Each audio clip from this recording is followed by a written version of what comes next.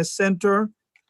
And Victory Wellness Center is a place where you can come to rest, relax, and detox.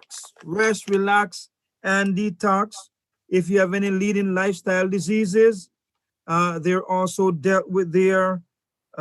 Things like diabetes, hypertension, cancer, obesity. They're also plant-based cooking.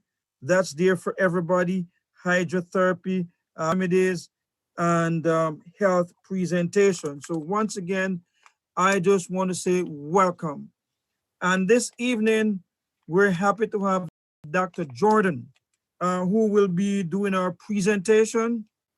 She's a medical doctor who specializes in psychiatry, and she's going to talk about, she will tell you what she's going to talk about, but something that's very, very, very relevant in the age in which we live.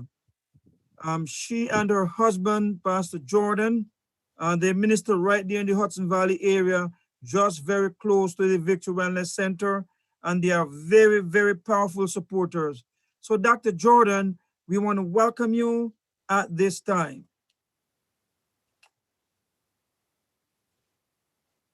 Good afternoon, everyone.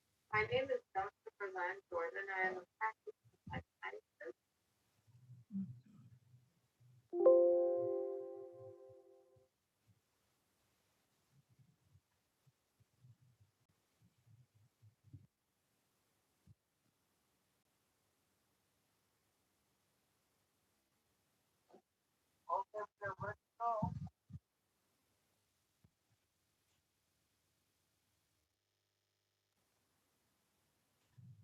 And I'm also We're the not hearing wife you, Dr. of. Jordan.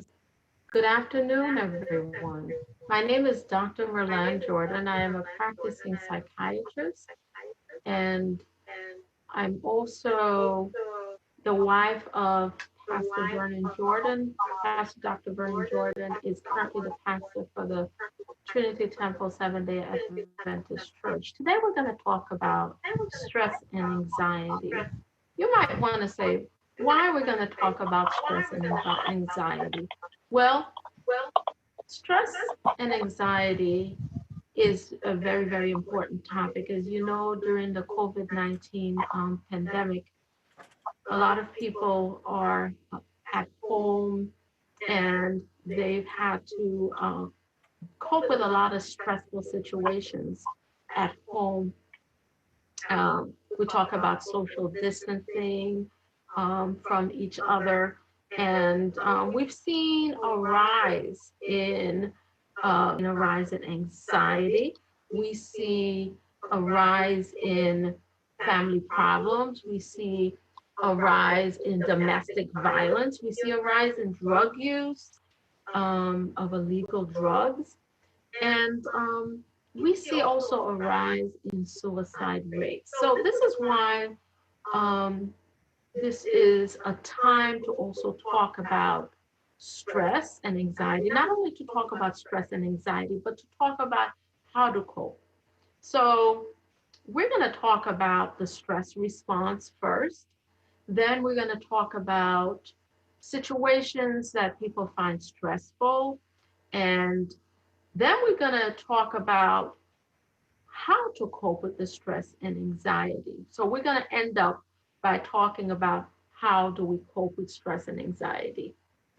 Sometimes we start the day with an attitude of good morning, let the stress begin.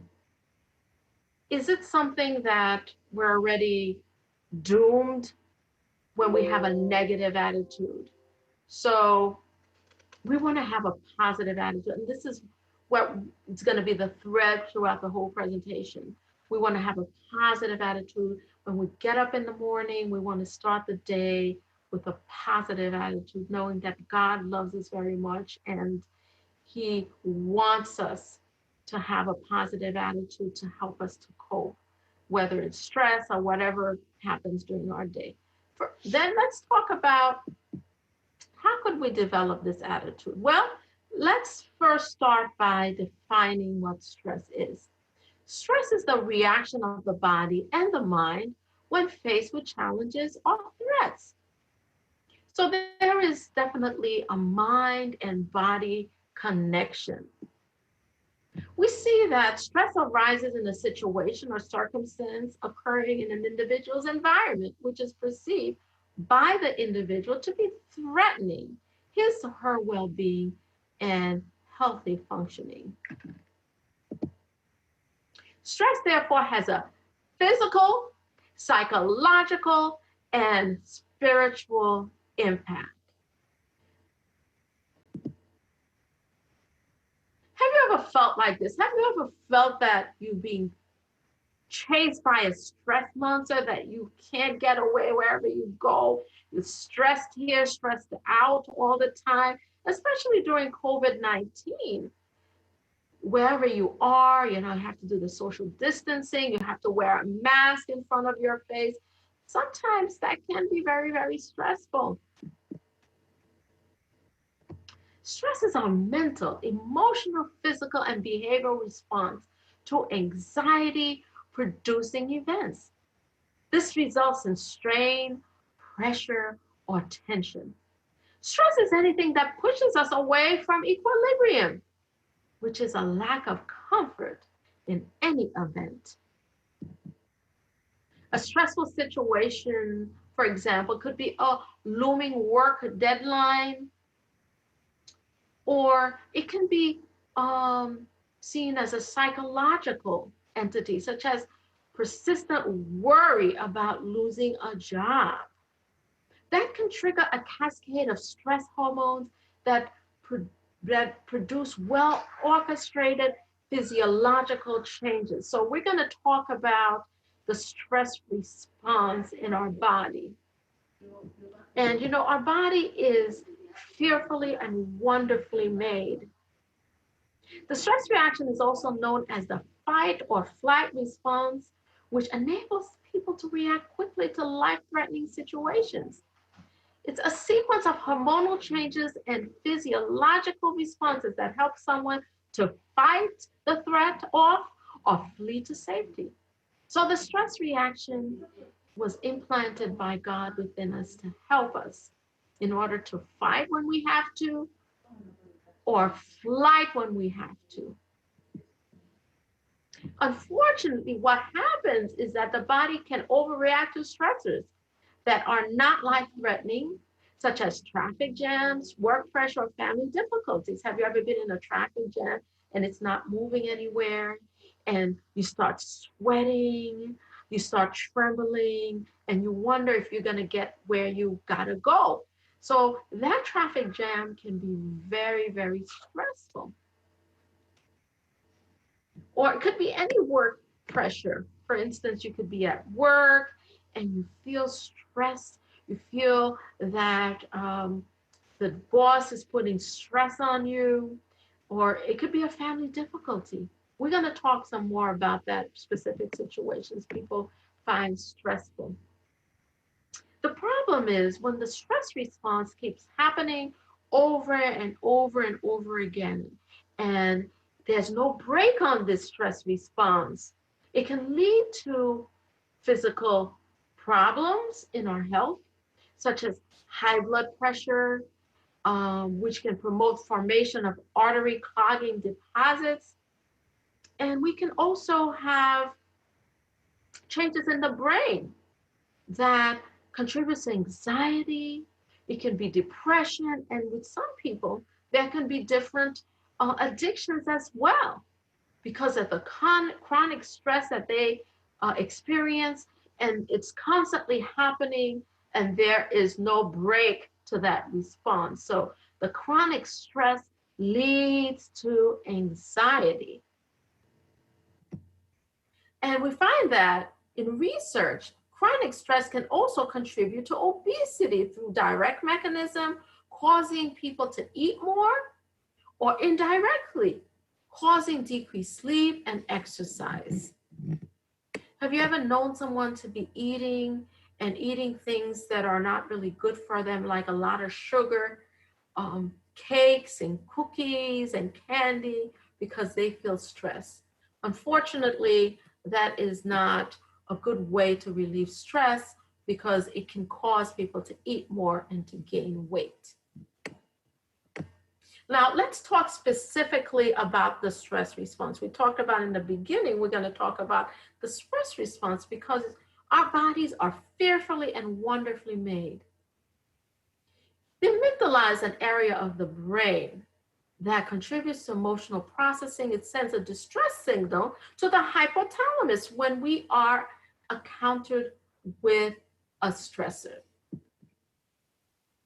We call the hypothalamus is like a command center in our brain. It communicates with the rest of the body through what we call the autonomic nervous system, which controls involuntary bodily functions such as breathing, blood pressure, your heartbeat, the dilation or constriction of the key blood vessels and small airways in the lungs called bronchioles. That's why when someone feels stress, this autonomic nervous system starts off and it's kicked off. It causes the breathing rate to increase, your blood pressure to increase, your heart rate to increase, your dilation of your blood vessels can happen. And the bronchioles, your lungs, and you are, as you're breathing in, you know, these bronchioles try to get in some more air and you feel you're breathing faster. And this autonomic nervous system has two components, the sympathetic nervous system and the parasympathetic nervous system. But the sympathetic nervous system is the one which inactivates primarily when there's a stressor. It's like a gas pedal in a car. It triggers the fight or the flight response, providing the body with a burst of energy so it could respond to perceived dangers. However, the parasympathetic nervous system, which puts on the brake, it promotes the rest and the digest response that calms the body down after the danger has passed. And you see, this is a picture of the brain. This is a picture of, remember we talked about the amygdala in the brain. The amygdala is the area when the stress response happens that is triggered. And then the amygdala sends a signal to the hypothalamus.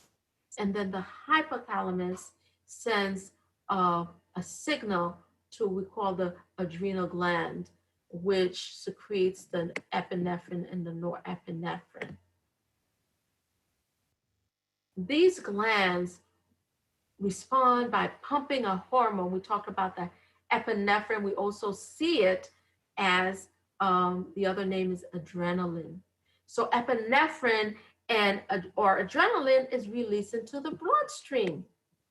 It circulates in your body, bringing a number of physiological changes. We talked about the heart beating faster than normal, pushing the blood through the muscles, the heart, and the vital organs. The pulse rate and the blood pressure go up. So a person undergoing these changes with the increase in the blood pressure and increase in the heart rate, breathing more rapidly. So the small airways in the lungs open wide. So the lungs can take in much more oxygen with each breath. Extra oxygen is sent to the brain, increasing the alertness. Remember, we talked about the fight or flight response. So let's say you're faced with a wild animal, such as a bear. In the olden days, let's say a bear or a lion. So somebody had to flight, right? Sight, hearing, and other senses become sharper. The epinephrine triggers a release in your blood sugar, and fats are also coming out of the storage sites in your body. You're burning fats. These nutrients flood into the bloodstream, supplying energy to all parts of your body. Because if you have to run away, so you have enough energy. So God put it in us to help us, enable us to Flight when we have to, or in certain situations when you can't flight and you have to deal with the stressor, that also helps you to cope with the stressful situation. And these changes happen so quickly that people are not even aware of them. The wiring in our body is so efficient that the amygdala and hypothalamus start this cascade even before the brain's visual centers have had a chance to fully process what is happening. That's why people are able to jump out of a path of an oncoming car even before they think about what they are doing, actually. As the initial surge of epinephrine subsides, it's calming down. So the hypothalamus activates the second component of the stress response system. This is the hypothalamus. It activates the pituitary. This inactivates the adrenal gland. So this is the hypothalamus pituitary adrenal axis, HPA axis. The HPA axis relies on a series of hormonal signals to keep the sympathetic nervous system going, which is the gas pedal pressed down. It's just saying, come on, come on, come on. The brain continues to perceive something as dangerous. The hypothalamus releases CRH, corticotropin releasing hormones, which travels to the pituitary gland, triggering the release of ACTH, adrenocorticotropic hormone. The hormone travels to your adrenal glands, and these are glands that sit right on top of your kidney. So could you imagine? So this is why it's important to talk about the mind-body connection, because you have hormones in your brain that are triggering hormones in your body. So adrenal gland are producing cortisol. When the threat passes, the cortisol level falls. So this is where the parasympathetic nervous system comes in, which is the brake. Well, next, so we've identified the stress response. We talked about the mind, the body connection. Let's talk about conceptualizing stress in another way. That could be positive stress, which is called eustress, eustress, eustress. You can even think about it as eustress because it's about us. It's a positive stress, in fact. It's viewed as stimulation to growth and development. Wow. So not all stress is bad because, for instance, if you have to study for a test, you need this eustress to kick in to help you know you need to study for this test so you can do well for the test.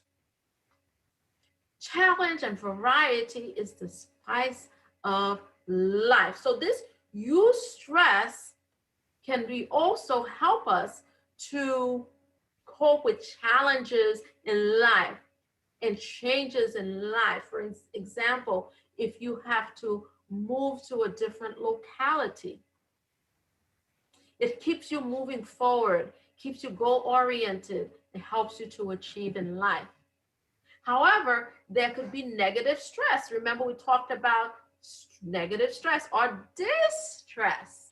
So the opposite of eustress is distress. This exists where there is perceived imbalance between the demands and our ability to meet these demands. For example, the events that disrupt life and require some form of action to resolve everyday problems. We all experience minor stresses in our lives. For example, at home, at work, we have different responsibilities. For example, after work, we come home and we have to take care of the family. We have to take care of the children, especially we have small children. It could be older children too. We have to help people with homework. A lot of us have to cook, or we have various responsibilities. So we have to learn to cope with these stressors in a positive way so that we don't become overburdened and have this distress and the stress response keep happening, pumping out the epinephrine, the norepinephrine, the cortisol that keeps your heart rate bumping faster and faster, and your blood pressure going up all the time. So we have to have a way, and we're going to talk about that afterwards, how to cope with stress. So it's not seen as a negative stress. So we put brake on that stress, that parasympathetic nervous system kicks in sooner. We're going to talk about the stress process some more because different people react differently to stressful situations. A lot has to do with our personalities and our backgrounds and our cultures.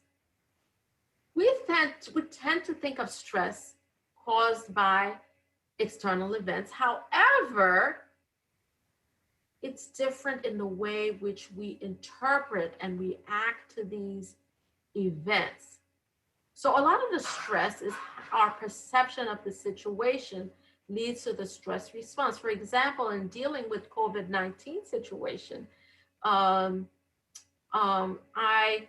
heard someone say that it's very difficult for her or he or she to have on the mask. A lot of people find it stressful to have a mask on all the time. Whereas somebody else might say, well, and we have to have a mask, we have to do the physical distancing because it's necessary not to get COVID-19. This is what we have to do. So people cope with the stress in a different way. And our perception of the stress determines how we cope with it and determines how we deal with it. So we see people dealing with situations differently, and it helps them to adapt to the stressor. And as we talked about COVID-19 being stressful, for many people, fear and anxiety about having a new disease and what can happen can be very, very overwhelming, can bring on strong emotions, not only in adults, but in children. There can be, we talked about the social distancing we have to do daily. People feel isolated and lonely at home. A lot of people have not left the home since March, or barely has left the home since March. And this can cause a lot of stress and anxiety to build up. And in fact, a lot of you watching today can be very much like this, that you're at home a lot of the time and you're having very, very much difficulty dealing with all the stress and the anxiety. We have people who have lost their jobs. Some people are able to get unemployment. Not everybody's able to get unemployment. So this in itself can be very, very, very stressful. Coping with stress in a healthy way will make you and the people you care about and your community stronger. So that's why it's important to talk about stress management. Stress during an infectious disease outbreak can sometimes cause the following. We talked about fear and worry, also about your own health, the health of your loved ones, your financial situation or job, loss of support services that you rely on. You can have changes in sleep or eating pattern. A lot of people could eat a lot, and some people might not eat much. Some of them sleep a lot. Some of them might not sleep much. And they're having problem concentrating, and they're having worsening chronic health problems, such as diabetes and hypertension, to name just a few. And people who are already mentally ill have a worsening of their mental health conditions. We have seen a rise in suicide rates during the COVID-19 pandemic. People who already are addicts have an increase in tobacco, alcohol, and other substances. And definitely, if you are not already using substances, please do not start using substances because it only adds to the stress. It doesn't really remove the stress. Causes of stress. So we're really going to start to conceptualize stress so that it helps us to understand the symptoms of stress as we started talking about the stress response. So now we're going to move on to talk about the symptoms of stress before we start talking about what we can do about it, because this is very, very, very, very important. There can be insomnia. Okay, so that's just a few that we talked about, and we're going to talk about that some more. And when stress can be overwhelming, it can lead to anxiety. When that stress response continues to happen over and over and over again, we talked about the parasympathetic nervous system does not put a brake on that stress. That stress can lead to different types of anxiety. And we talked about from the beginning, we're going to talk about stress as well as anxiety. What are the symptoms of anxiety? Anxiety can cause different symptoms, and it varies from person to person. The body can feel nervousness, restlessness, being tense. It feels a lot of dread, rapid breathing, hyperventilation, increase in sweating, weakness, lethargy, trembling, muscle twitching, weakness. Going back to that weakness.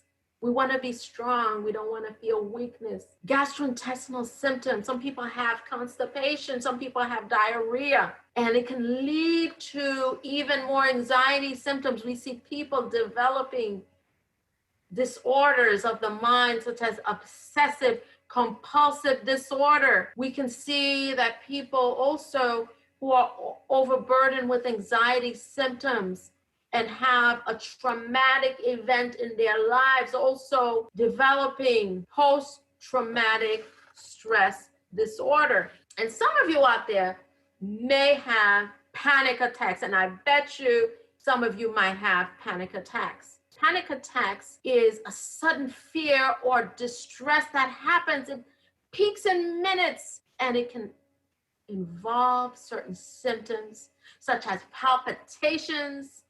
You can feel chest pain, especially if you already feel anxious. Your body goes on high alert. It's as if you're experiencing this danger that's activating your fight or your flight response. Since we started talking about the symptoms that people have, whether they have the panic disorder, generalized anxiety disorder, or they can just have anxiety. They have that feeling of danger, panic, and dread. Nervousness, restlessness, being tense, rapid breathing, hyperventilation, increase or heavy sweating, trembling, or muscle twitching. And that's very, very, very common, more so in panic attacks that people have. How can we relieve the stress? Well, first, let's talk about, think of a last time you were stressed. How did you cope with that stress? How did it impact your life? Spiritually, personally, environmentally. What are the sources of personal stress as we're talking about conceptualizing stress? Financial, money management, being too busy, having all the other habits in our lives, which are not always positive. We have frustration sometimes, failure to cope with daily demands on life, sometimes homesickness. So before we talk about dealing with stress, we're just giving examples of stressors in our lives: conflict, pressure, poor time management, lack of goal-directed behavior, inability, unwillingness to resolve conflict, non-assertive behavior. Major life changes can cause stress. Family problems, marital problems, death of a loved one can be very, very stressful.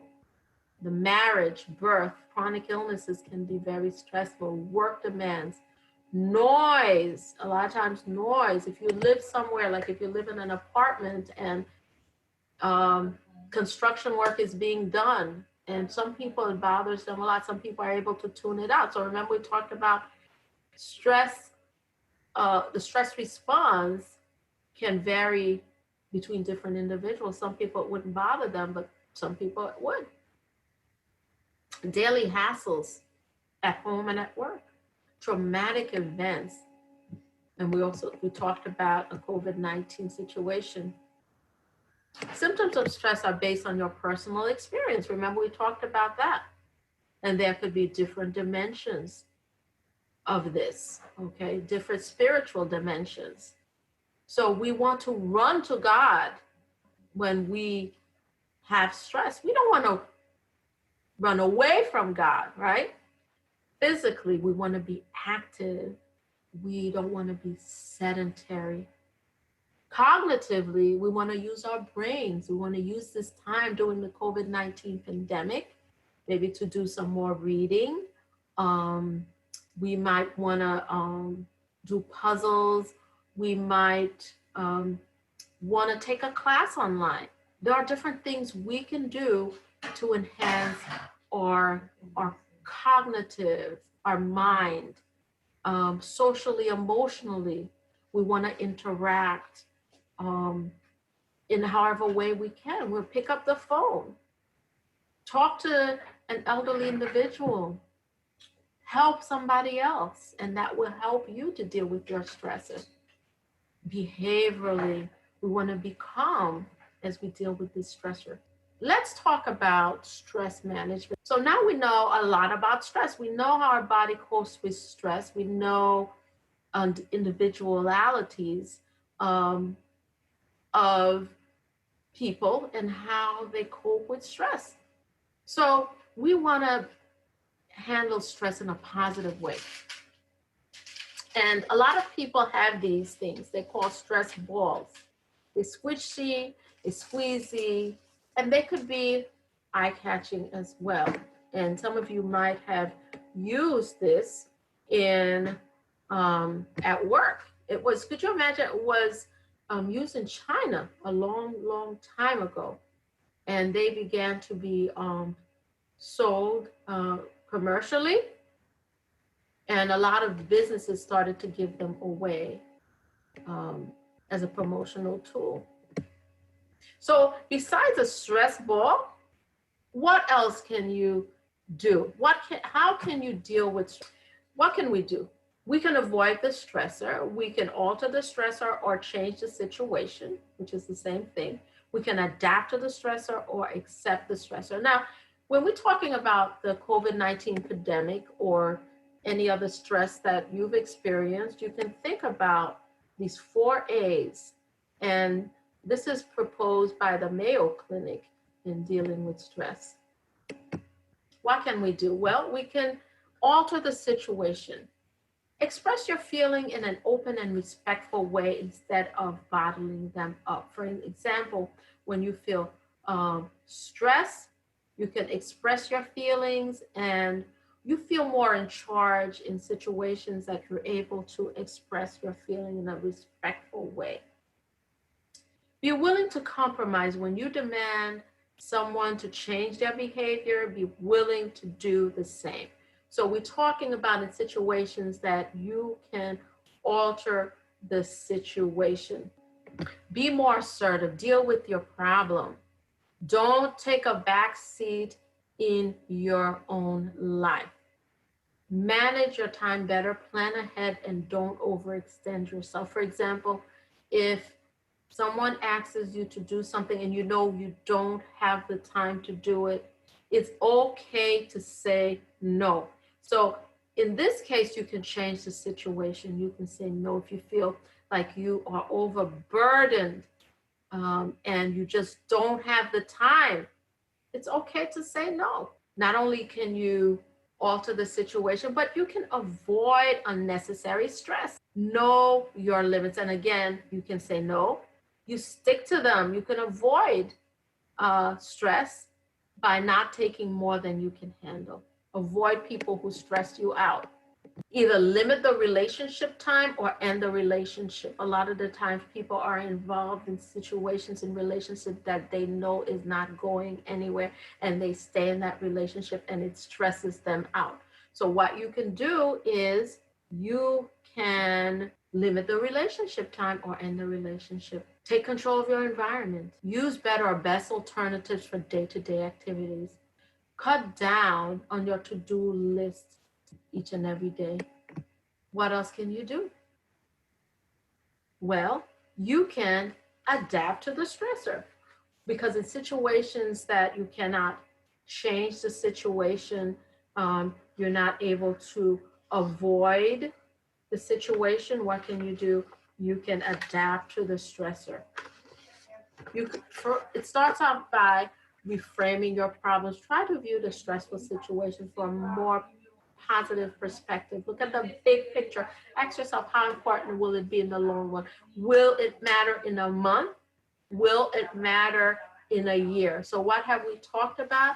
We've talked about changing or altering the situation, avoiding the situation, adapting to the stressor, especially in COVID-19 situation. It takes a lot of adaptation, and it will help us in the long run to cope with some of the stressors that we have to cope with on a day-to-day basis. A lot of times in adapting to the stressor, we have to adjust our standards, stop setting ourselves up for failure by demanding perfectionism. No one is perfect. Remember that we are not perfect. We have to set reasonable standards for ourselves and for others. We have to focus on the positive. When a stressor is getting you down, you count the things you appreciate in your life and thank God. So let's do this right now, because I know a lot of you are stressed out. Let's think about the blessings each and every one of us has, and let's count our blessings. Remember, Jesus tells us in the Bible, Matthew 6, verse 25 to 34, that he takes care of the birds in the air and he takes care of the lilies of the field. And you know what? He is going to take care of us, each and every one of us. And what else can we do? We can accept the things we cannot change. We can accept the things we cannot change. So we can either, let's recap what we talked about. We can change or alter the situation. We can avoid unnecessary stress. We can adapt to the stressor, or we can accept the things we cannot change. Don't try to control the uncontrollable. We cannot necessarily control our environment at all times, but we can accept at all times. Because many things in our lives are beyond our control, particularly the behavior of other people. We cannot change someone, but we can change our attitude in how we respond to the other person. Rather than stressing out over them, focus on the things you can control, such as the way you choose to react to problems. So we don't want to stress over problems. So let's focus on what we can control and come to a state of acceptance. Look for the upside. What doesn't kill us make us stronger. Learn to forgive. Learn to let go of anger and resentments. There are some of you out there that are dealing with unforgiveness of someone that you've been carrying for years. You have to let go of that anger and that resentment. Free yourself by forgiving that person and moving on with your life. Let's all say the serenity prayer together. And I know a lot of us know this serenity prayer. God, grant me the serenity to accept the things that I cannot change, courage to change the things that I can, and wisdom to know the difference. Let's remember that each and every day as we cope with the stressors that we have, especially during the COVID-19 pandemic. And there are certain things we can change, and there are certain things we cannot change, but you know what? God will let us know the difference. And we're going to talk about some stress management tips, some more stress management tips. We talked about the 4 A's so far. We talked about using a stress ball a lot. So we're going to talk about some stress management tips. First of all, knowing yourself and accepting who you are helps. Okay, having a regular self-assessment and critical self-evaluation is very important. You are the result of what decisions you take. How you speak and how you act make a difference. Have dominion over your personal situation. Someone once said, if you think you are too small to make a difference, you haven't been in bed with a mosquito. So when a lot of times we have to conceptualize the stressor for what it is, and we have to take charge in the situation. And whether it's a small situation that we're kind of blowing up, it helps us to conceptualize whether it's a small little stress that can produce a big problem, and first identifying that stress and then dealing with it in a positive way. We don't want to have a negative response. We want to replace upsetting thoughts with coping statements, right? So we want to have coping statements. We want to conceptualize whether it's a little stress that's producing a big problem like a mosquito, right? We want to have a positive response. We don't want to have upsetting thoughts. We want to have coping statements. Yes, I can. Yes, I can. I want you to repeat that. Yes, I can. I can deal with this stressor. I can deal with this mosquito. I can deal with COVID-19 situation. We want to have a positive attitude at all times. We talk about accepting things that are beyond our control. We talked also about being assertive instead of aggressive, especially this is very, very, very important because during the COVID-19 pandemic, we see a rise in aggression. We see a rise in domestic violence. We want people to use positive coping mechanism when they feel stressed out. Don't stay in that apartment all day. Get out, take a walk. Call your friend on the phone. Call an elderly person on the phone. Start a ministry. So remember we talked about positivity. Positivity is important. God has a purpose for your life. We talked about the mind-body connection. So that's why getting enough exercise is important. Getting enough rest is important. Eating the right kind of diet is important. As we see ourselves, we conceptualize wellness is made of a lot of different entities in our life. So as we start to talk about the 8 laws of health, we'll talk about nutrition, exercise, water, sunlight, temperance, air, rest, and trust in divine power as we continue to conceptualize what we can do for stress. Nutrition, what can we do? Well, we can eat a well-balanced meal. We can eat foods with omega-3 fatty acids. And the leafy green vegetables, would you believe it or not, has a lot of, omega-3 fatty acids. We also see omega-3 fatty acids, which is really good for your heart. It's good for heart health. We can see that in flax seeds as well. So the omega-3s are very, very important. It's important for us to eat your veggies, eat your fruits, and we talk about fiber. Fiber is very, very important. It adds bulk to your food as it's being digested. It helps you as the food is going through your body so you don't become constipated. So make sure you eat a lot of the fruits and your vegetable, and a plant-based diet is the best diet to alleviate stress. Getting your oatmeal, getting all your grains in the morning and also during the day. So nutrition is very, very, very important. Taking your time when you eat also is very, very important in alleviating stress. What else can we do? Exercise. And the Mayo Clinic, again, also talks about exercise and stress relief. What does exercise do? Well, exercise helps pump up your endorphins in your body. These are substances that are released and helps your mood to improve.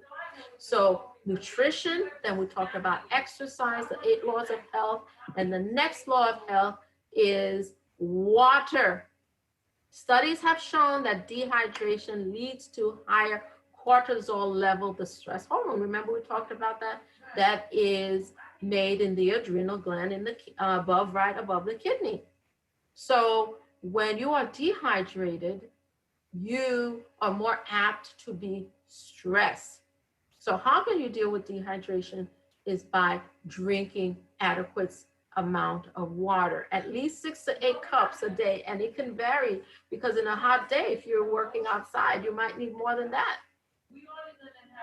So if you're dehydrated, it's very difficult to deal with stressful issues or everyday issues. So we don't want to be dehydrated. We want to drink enough water.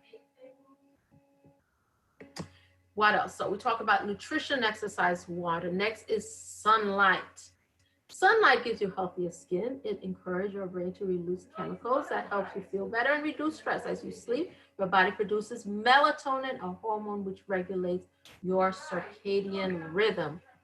Wow. So getting enough sunlight during COVID-19 pandemic. Please go, if some of us are still inside the house, take regular walks. A lot of people have gone back to work, or the churches have just started opening. So it's important to do a little at a time, but to go outside, expose your body to that sunshine, and it helps you to reduce stress as you sleep. Of course, we talk about melatonin being produced in your body. It helps regulate your sleep when you are exposing your body to enough sunlight during the day. And temperance, we talked about temperance. Temperance is not using those things that are harmful like drugs, cigarettes, alcohol, but using moderately the things that are good for us. And they find that stress is a key risk factor in addiction initiation. Could you imagine when people are stressed out, they are more apt at those times to have addictions, to pick up addictions. And it can play a role in the maintenance of addiction, relapse, and treatment failure. So nutrition, exercise, water, sunshine, temperance, and what's next? Air. New start. Research shows that exposing your lungs to fresh air and the scent of flowers and plants can help to relieve stress and anxiety. Oxygen is thought to affect the levels of serotonin released in the body and in turn contribute to feelings of happiness and relaxation. So get out there into the fresh air, and therefore you will promote your body to have more serotonin being released in the body, and for you to have that relaxation that you need. What's next? Sleep. As you sleep, your body produces melatonin again that helps regulate your circadian rhythm and helps you to have less stress in your body. So we talked about having 8 hours of sleep. So if you can get more sleep, which a lot of people don't get enough sleep, and they feel tired, and their body is not regulated. So, they feel irritable. So getting enough sleep is very, very important. And we talked about what? Trust in divine power. But those who trust in the Lord will renew their strength. They will soar high on wings like eagles. They will run and not be weary. They will walk and not faint. Isaiah 40:31. So we want to adapt positive attitudes and have God be the head of our lives in coping with whatever stress you're under, whether it's coping with this, the COVID-19 pandemic, whether you're coping with that or whatever other stress you experience in your life right now. Ellen White tells us the relation that exists between the mind and the body is very intimate. When one is affected, the other sympathizes. The condition of the mind affects the health to a greater degree than many realize. And Ellen White, as a prophet, told us a lot about health. Many of the diseases from which men suffer are the results of mental depression, grief, anxiety, discontent, remorse, guilt, distrust. All tend to break down the life forces to invite decay and death. A Ministry of Healing, chapter 18 by Ellen White. Wow, that's loaded with a lot of information. It tells us that we can suffer disease in the mind and the body, which are interconnected as a result of how we cope in life. Mental influence, she further says, in the treatment of the sick, the effect of mental influence should not be overlooked. Rightly used, the influence affords one of the most effective agencies for combating disease. Against Ministry of Healing, chapter 18. So the mind is very, very, very important. Having a right frame of mind in coping in life will help us cope with physical diseases. So if we cope with stress, that will help us in our physical health as well. A merry heart doeth good like medicine, but a broken spirit drieth the bones. Proverbs 17:22. And we talked about relaxation techniques. Let's talk about deep breathing. So we're going to do that right now. I want all of you to just take a deep breath. We're going to take the breath to the count of 10, and we're going to release it to the count of 10. So if you don't already know this exercise, you're going to learn it today, okay? So take a deep breath very slowly to the count of 10, and that's going to help you in your stress reduction, okay? 1, 2, take your breath, breathe in, 3, 4, 5, 6, 7, 8, 9, 10. As you notice, we're also exercising, right? Some of you have not been doing much exercising. You need to exercise. So we're exercising also as we're doing the deep breathing. 10, we're going to breathe out. 9, 8, 7, 6, 5, 4, 3, 2, 1. Stress reduction, some more. Talk to someone, keep a stress diet, a diary, take control of your life. You might want to see a counselor, psychologist, or psychiatrist like myself. A psychiatrist helps in prescribing medication to help you to cope with stress. So some people might feel overwhelmed and they might not have the ability to cope with that stress. And some people might become suicidal. So medications which helps with stress, for example, can be the SSRIs, serotonin-based medications, and also there are other types of medications that also help as well besides serotonin-based medications, but they help through serotonin, relieving serotonin, releasing serotonin in the body. And there are also some natural substances that people use as well to improve their serotonin in their brain. So we have come to the end of our presentation. We started off by talking about the stress response, what causes the stress response. We talked about what causes stress. We talked about the COVID-19 situation. Then we talked about what we can do about it. We ended off by talking about the 8 laws of health. I hope each and every one of you has gained from this presentation, and we will go on to the question and answer session next. So I hope that you've been writing down some questions during this presentation, and I'm going to go on to answering these questions for you. Okay, May God this is bless Pastor each and every Daly. one of you. Pastor Daly, just before the questions. Good afternoon, everyone. Just My name is Dr. Okay. Just before the questions, I just want to say thanks to Dr. Jordan for that timely presentation. And I know that we have had relevant material that will help us to cope with in this stressful environment. But just before we take the questions, we want to remind you about the Victory Wellness Center. Right on your screen there, you can, for those of you, this is a free enrichment health series that we have presented. And those of you who would like to donate, would appreciate that. You could do it through Cash App. It's right there. Victory Wellness, you know, you put the $ before that. Victory Wellness. Those of you who want to do it through Zelle, it's a Zelle right there through C Tramel, TRAMEL at victorywellness.org.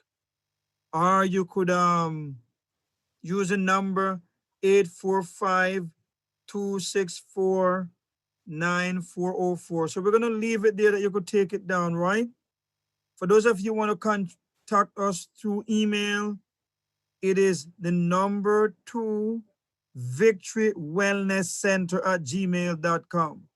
So it's a number 2 victorywellnesscenter@gmail.com. And you can also visit us on our website, Victory Wellness Center Inc. Or you can, not on our website, on our Facebook page and YouTube page. All our presentations are there. If you missed the previous 4, you can go there and get them and refer your friends to watch these presentations. If you want to call us, the number for that is 845-444-9120. That's the phone number, 845-441-9120. And the website is victorywellness.org, victorywellness.org. And we want to remind you that next week will be our final week. It's amazing how fast 6 weeks, 5 weeks have gone already. So I want you all to come back, bring a friend. We're going to talk about one thing that everybody who attends a wellness center will need to do. Okay? So again, please donate, please call, please visit our center. And God bless you. We'll now go back to the questions as Dr. Jordan will take your questions now. Right. We have 2 questions so far, and we have several comments thanking Dr. Jordan for an excellent presentation. The material was very, very important and relevant. Now the first question that we have, until one is able to effectively manage stress, are there some recommended supplements which can safely be taken to reduce stress? I'll repeat that. Until one is able to effectively manage stress, are there some recommended supplements which can be taken, which can be safely taken to reduce stress? Dr. Jordan?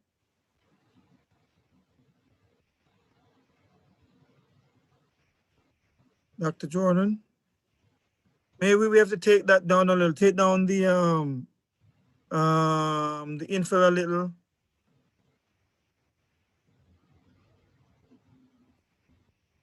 Dr. Jordan.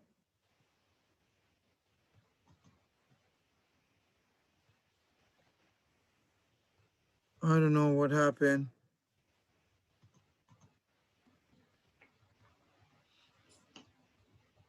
Dr. Jordan is on the line. She needs to unmute so that we can hear her.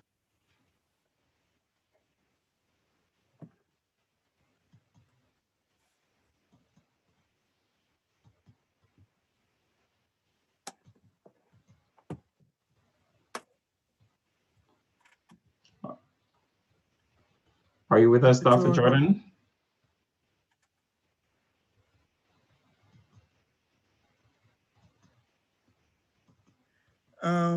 I think also in the presentation, some natural things were suggested. I don't remember if you guys saw them.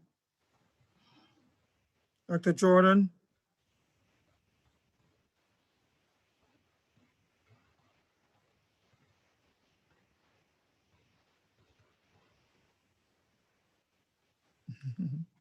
Very sorry for that.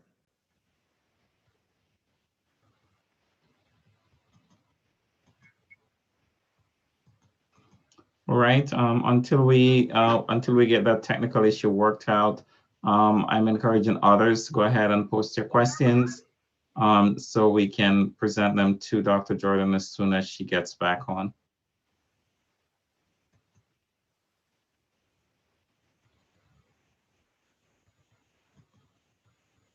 What was the other question? You had two? Yes. The other question is there a relationship between the stress response and Alzheimer's disease? Okay, she will answer that one. We know that for stress, ashwagandha, especially when we deal with the COVID-19 folks, there's a lot of restlessness, stress, sleeplessness. That's good. Some people use chamomile tea, others use hops for stress. Those three things I know. But I know she had a number of them in the presentation. I don't know what happened. It looked like she got disconnected. That is possible. I think the tech folks, the other tech members might be trying to get her back on. While we're trying to work that out, Dr. Daly, do you want to talk a little bit more about the Victory Wellness Center? I know that during this Corona situation we're dealing with, is there anyone there right now? Can somebody go there now? Okay, currently our directors have been trapped in Trinidad because the country has not been open yet for anyone to come. But we have people who are taking people's calls, and depending on what they call for, some people get some counseling, or we refer them to somewhere else. Or if they can wait until the situation clears up. But that's where we are right now. But we are thankful for you guys' support. Many of you have called, some of you have donated, and this center is a promising center. We have gotten very, very good results from a number of people who have come there before. People with all sorts of conditions, weight issues, diabetes, cancer, hypertension. A number of people have gotten have gotten results. For anyone to come, you first have to do an interview, and the interview with our directors, and based on your condition, they will recommend a protocol for you to follow, how long you should stay at the center, and so forth.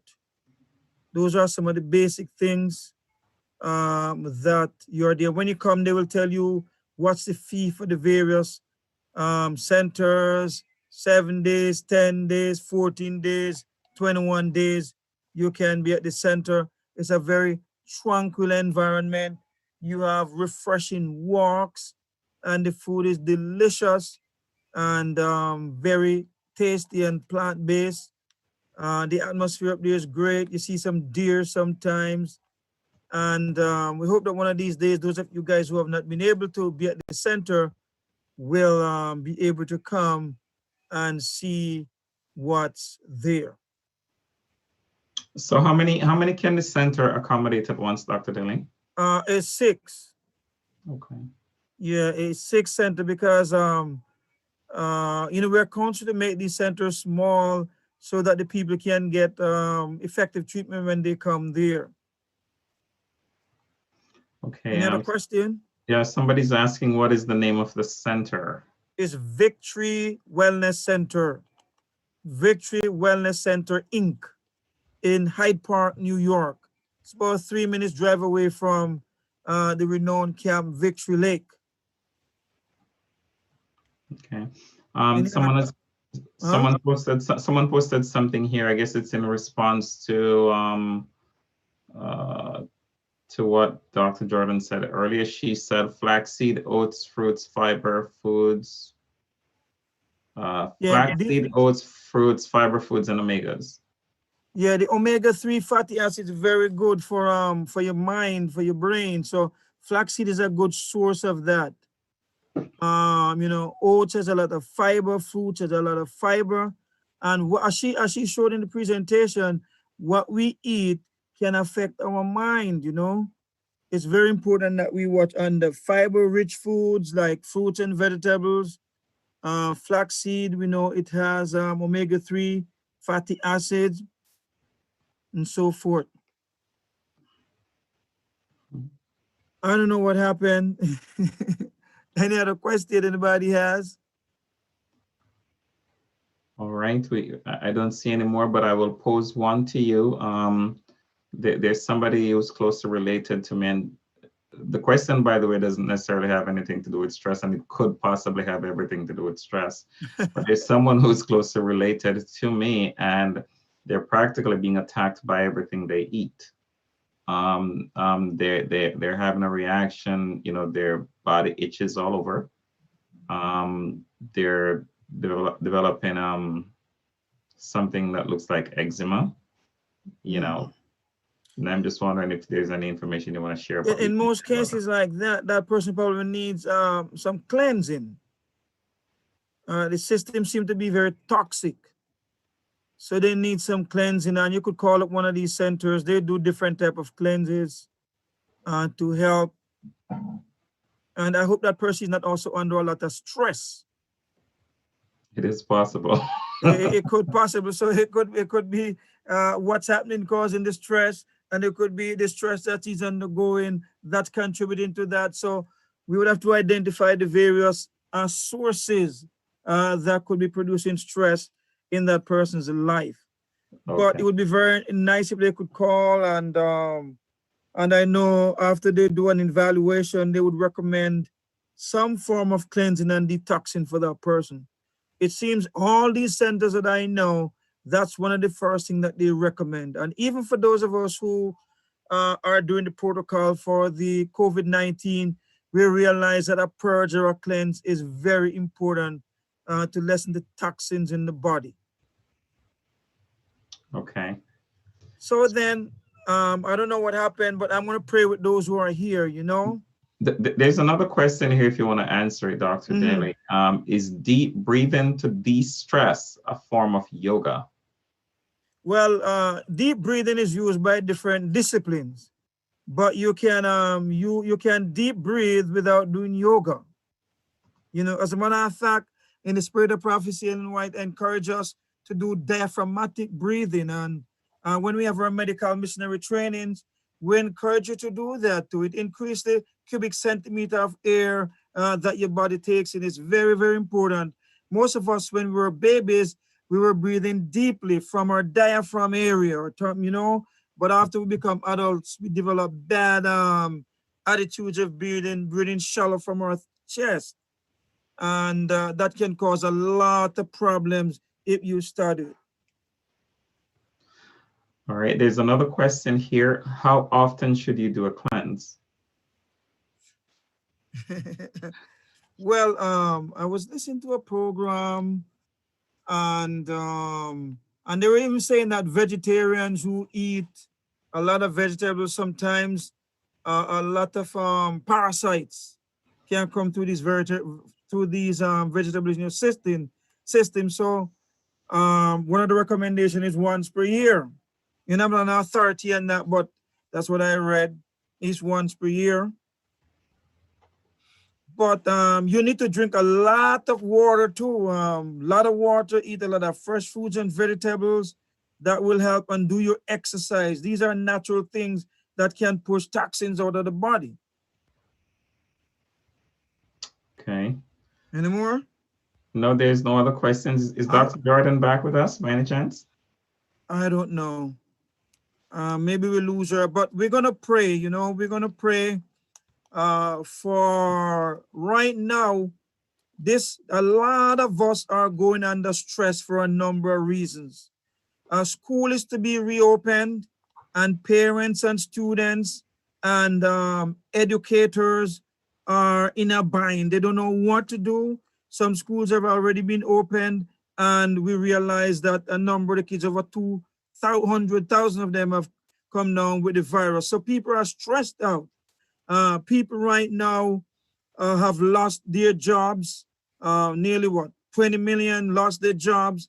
They're afraid of being evicted, and the eviction moratorium that was there by the CARES Act is gone, is run out. Some people had that cushion up to $600 for their extended unemployment. That's gone. So there's a lot of stress that we're experiencing right now. And I'm going to pray with you guys. And I'm going to ask you to call my daughter. Her favorite text is James 5:7 or 7:5:7. Cast all your cares upon the Lord, for He cares for you. And she's been telling me about that. You know, she was in a life and death accident 5 years ago, and she couldn't speak for 6 months, couldn't eat for months, couldn't move. It was a very stressful situation for us and for her, but God has been restoring her. And currently, she's been speaking a long time. She's eating, she's walking on her walker. But the thing I like about her, she's a happy girl. She's one of the happiest girls in the whole USA, despite all that she has gone through. She was about to complete her PhD in nutritional biochemistry in less than a year. But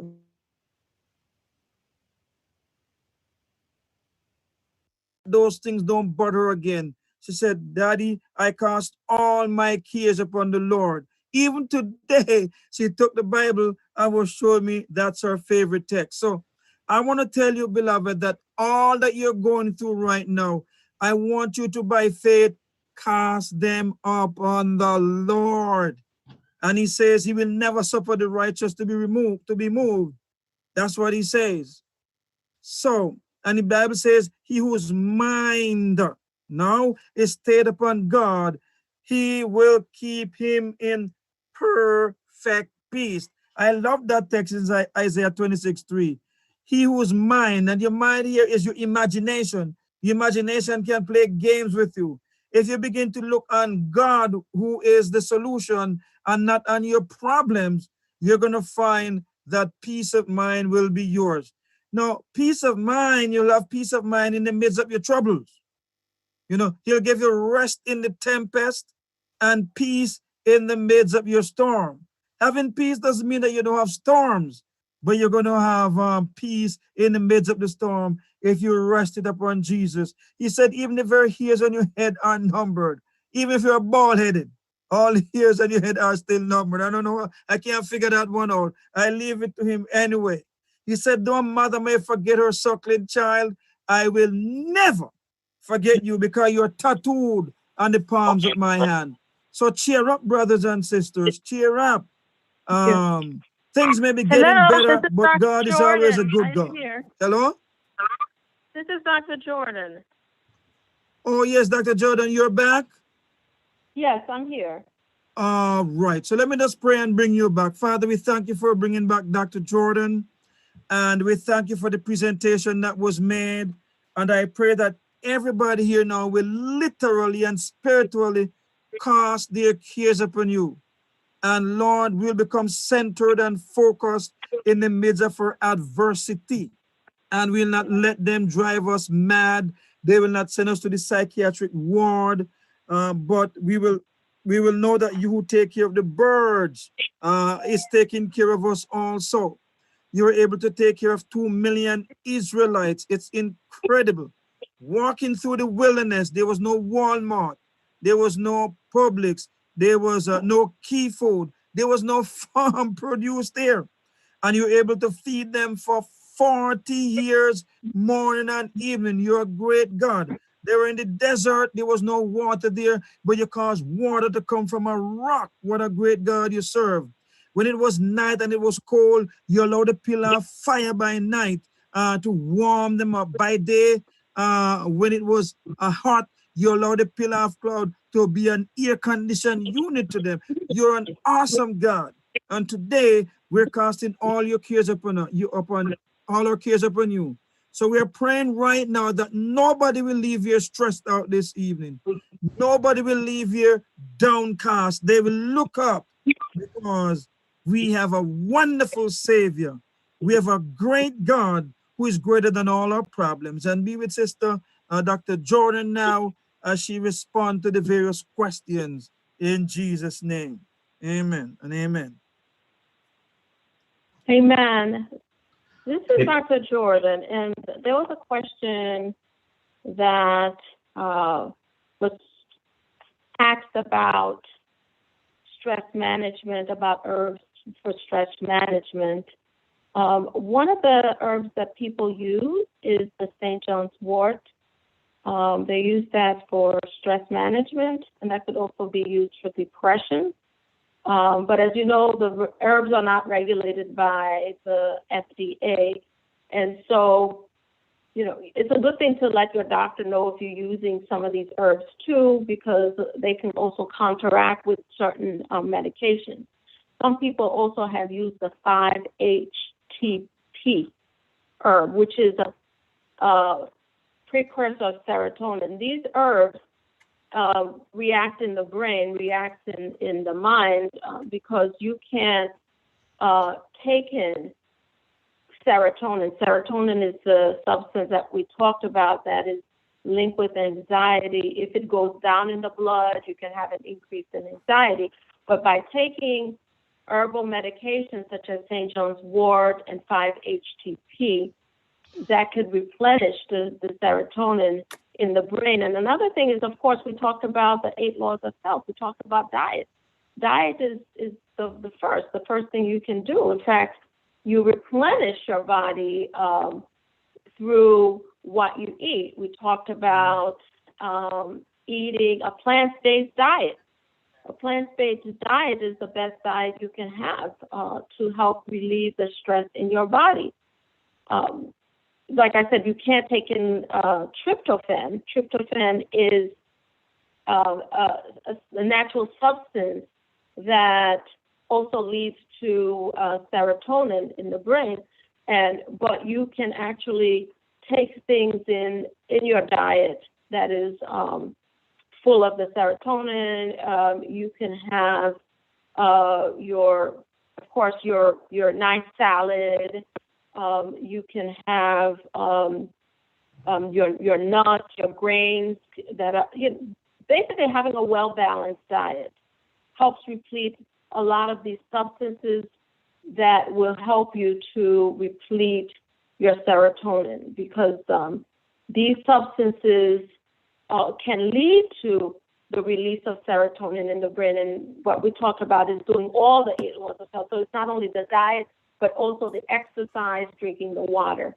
I see on the chat 5-HTP. I'm going to put that into the chat. 5-HTP. That's another one that's also good for anxiety. Somebody said something about a cleanse. Could everybody hear me? Yes, we're hearing you, Dr. Yeah. Jordan. Okay, all The right, question good. that they'd asked was, how often should one do a cleanse? Could you please repeat? How often should one do a cleanse? A cleanse. Well, what I talked about is eating fiber. And fiber adds bulk to the diet, decreases constipation. In an earlier talk, it was talked about that it actually, it helps even regulate things like blood sugar in your body for people who have diabetes. So even in something like anxiety, reducing anxiety in the body, having a natural a diet, a plant-based diet is the best thing you can do. If you're accustomed to doing a cleanse, now it's something that that I would say, you know, to try to cleanse your body by eating the fiber and the natural foods and the vegetables and drinking a lot of water, you know, just drinking a lot of water. And one of the things that you can do, one of the best ways that can help to cleanse your body is actually drinking a warm cup of water first thing in the morning when you get up in the morning, okay? So getting rid of waste in the body is good because that enables your body to function better.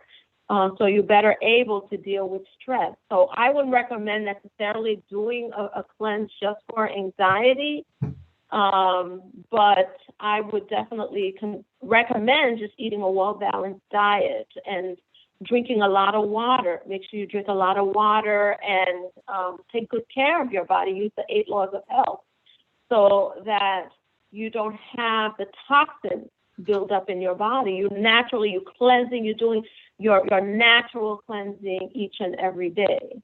Now, I recommend that, especially if you're already a vegetarian. For people who are not vegetarian and they're accustomed to doing a cleanse, you know, that's not the best way. That's not really the best way to deal with as far as removing the toxins from your body. The best way is, you know, try to convert yourself slowly each and every day to closer to a plant-based diet, to a healthier diet. That's what I would recommend. Any other questions? Yes, there's another question here that Dr. Daly attempted to answer, but I think you can give more information on it. Is there a relationship between stress response and Alzheimer's disease? I have not heard of a stress response in Alzheimer's disease. I have not seen any studies on the stress response in Alzheimer's disease. So I would have to say I have not heard of that. I think that the most important thing is as far as Alzheimer's disease, if you do have the symptoms of Alzheimer's disease, you should really go to your doctor.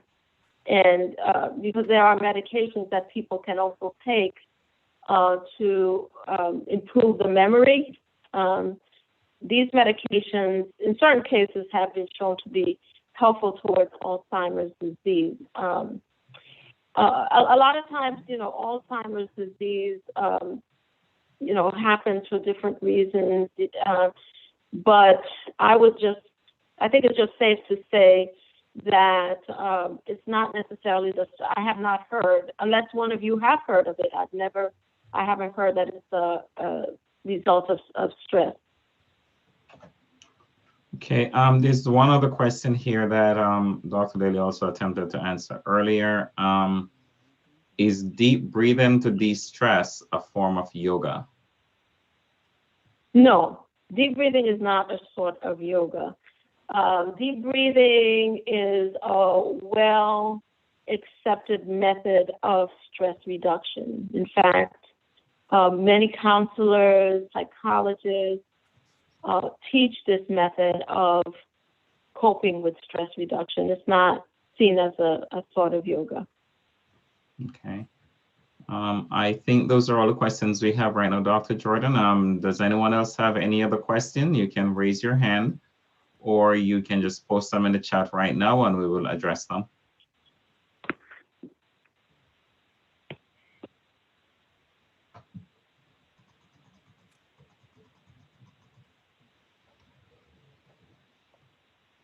right. There's no other questions right now. So we will bring this to an end, Kurt. And thank Dr. Jordan again for your support of the Victory Wellness Center, not only in this presentation, but for what you and your husband and church have done to help keep this wellness center going. Thank you very much. May God bless you as you minister to people in these troubled times. And again, I want to thank everybody for coming on. God's willing, next week will be our last week, 5 p.m. Eastern Standard Time. We encourage you to come back and support the center. The information is there. So God bless you. And remember, as my daughter says, cast all your cares upon the Lord, for he cares for you. And when you cast them, don't take them back. Let them stay there with him. He's able to handle them. So you have a wonderful week, beloved, and God bless you, and bring someone next week. Bye-bye. Thank you, everyone. God bless. Thank you.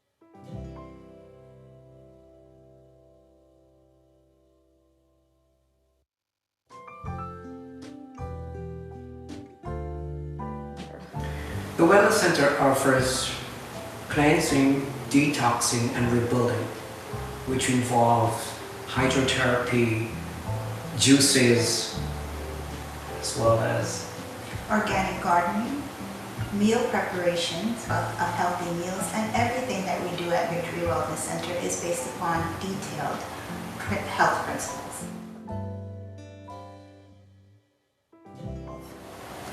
Well, any program chosen here at Victory Wellness Center begins with your cleansing and detoxing program.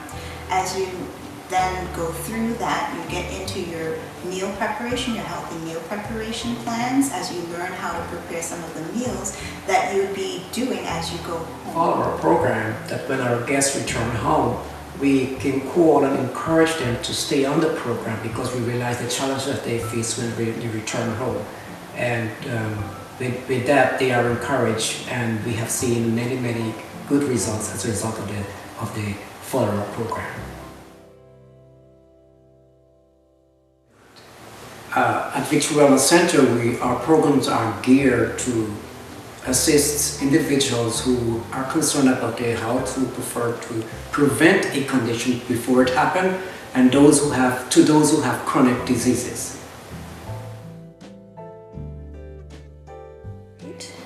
At Victory Wellness Center, we help you to overcome a multitude of conditions, from diabetes, hypertension, high cholesterol, obesity, even women issues. Center. Well, becoming a guest at Victory Wellness Center has a couple of options. You can begin by calling us here at the center. We go through a short phone assessment with